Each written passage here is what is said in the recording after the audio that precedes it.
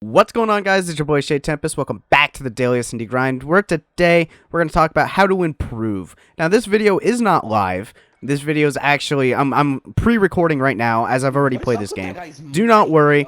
I literally hopped on just to play one game, just to get a game. The best ways to improve are having great awareness, great aim, good teammates, which you can't really do anything about, and just knowledge of rush routes. Knowing the timings on rush routes are very important. I never got to play the first two rounds, so I didn't know how they were going to rush, or if they rushed that way. So I specifically took my time. Peeking that window, by the way, was not the best play. I knew he was up there, but I didn't think he would have a good angle on me. Now, I ran out here, and this is the mistake I made. As you can see, I died to the guy down low with a 725, which I did not know he was there, to be fair.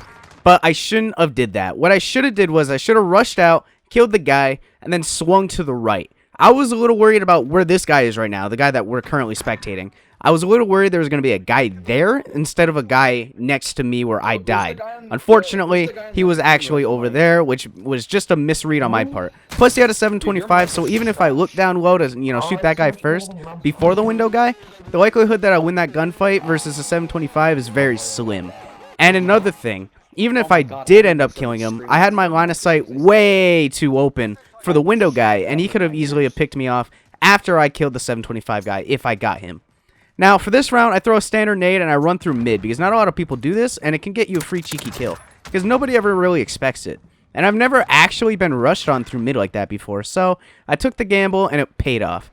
Now I'm going down low. I'm slowly opening doors because I hear them above me here, and I want to make sure that I get to them before my dead silence runs out. Unfortunately, it ran out, and now I have to crouch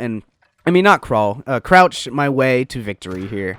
Now, my teammate dies somewheres. I forgot where. I think on B site. And I know there's a guy over here at A because I heard him running towards that direction. However, they haven't planted the bomb yet, so I'm not entirely sure where they're going to play. I was assuming A, so I stayed in this spot. So I'm going to wait for people like this guy who was going to come through mid to get back to A, because I know 3 or 2 people were already at B site, and this guy planted for A. So I throw a grenade over there just to make sure that nobody was holding this angle, and I hear this guy running up the stairs. So I kill that guy, make easy work of him, and I run down to the stairs here because I hear a guy over to the left. Now, I didn't know this guy was here, but he threw C4, and I opted to shoot the C4 because I already did damage to the guy, and I assumed that since he had a C4 there, the range of that C4 explosion would kill him since he was already super weak. I just got extremely lucky that his teammate was also right there at the time because I knew he was coming from that way. I just had to make sure I, won the gunfight on this guy and then won the next gunfight. It just so happened that they were both next to the C4, and I got a nice little C4 double kill, which was super nice and super helpful. That is the only reason why I won that. I was sound whoring, and I was able to tell. Now, this round, I also throw a grenade through mid, except I go up the ladder, I'm pretty sure. This nade is pretty standard, and you can get yourself a cheeky kill every now and again. Yeah, I do go up the ladder. Unfortunately, again, it hits there, which makes me think that either they're super late on the rush, or they didn't get up there. So I make my way downtown here, call on my UAV to make sure that there's nobody here, and then I pause because there's a neat little trick where if you pause the menu, you can see your map and find out where they are on the map. Now, 2 of them are running UAV jammer. So I almost called that in there. I was like, maybe that would work, but I didn't want to waste it quite yet. So I saved it. I heard this guy running up, killed him, made easy work of him. That was no problem, and they planted B. So I tossed my nade over to see if I can hit the guy behind the truck, because more than likely there's a guy behind there, and I didn't hit the guy on the truck. Now, there's only a few spots people could be here. Could easily be in this tunnel, they could easily be in this little side room of the tunnel, and there so happens to be the guy here. I heard this guy, and I ended up killing him for my teammate, or stole it. So could be a guy behind this truck, but I didn't hear anyone, and my teammate was already pushing up, so I had to push onto site with him. So paying attention, our teammate just died in this window here, so we preemptively aimed the window to kill the guy that just killed our teammate, who had to check the bomb, because if he didn't, he would have lost a round regardless of whether or not he died. Now, unfortunately, his teammates did not plant the bomb for him, but they planted it on this side, which did not help him in either way. So even if somebody was defusing, he died for that mistake.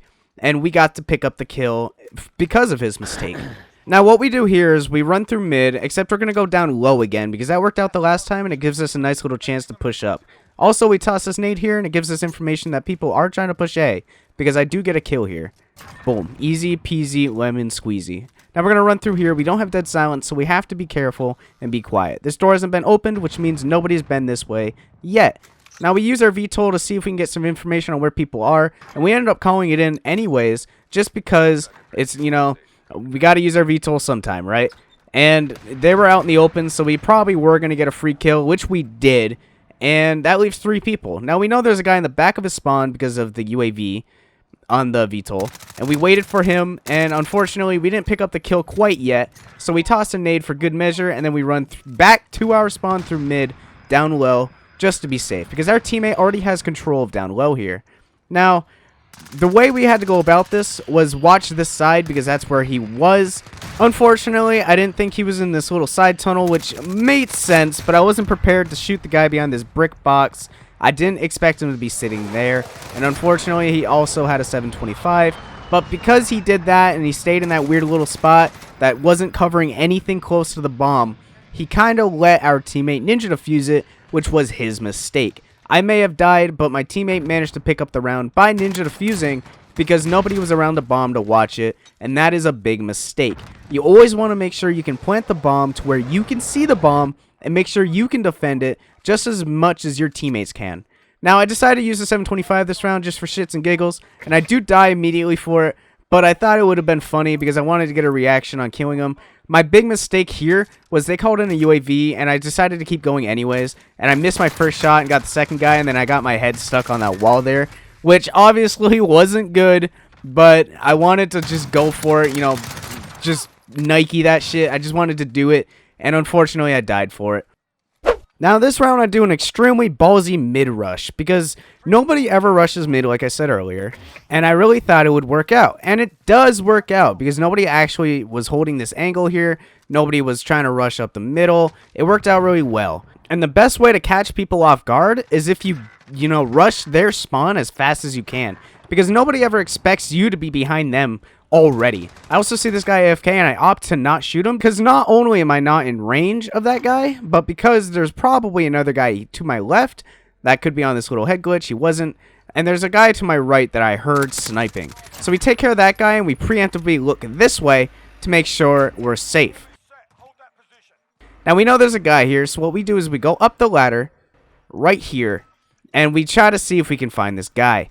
Now, my options are to dead silence and check to see where he is. Now, he wasn't here, so we rotated. So what I do is I call my thing on that wall there in case he's already up top on the wall or anywhere else.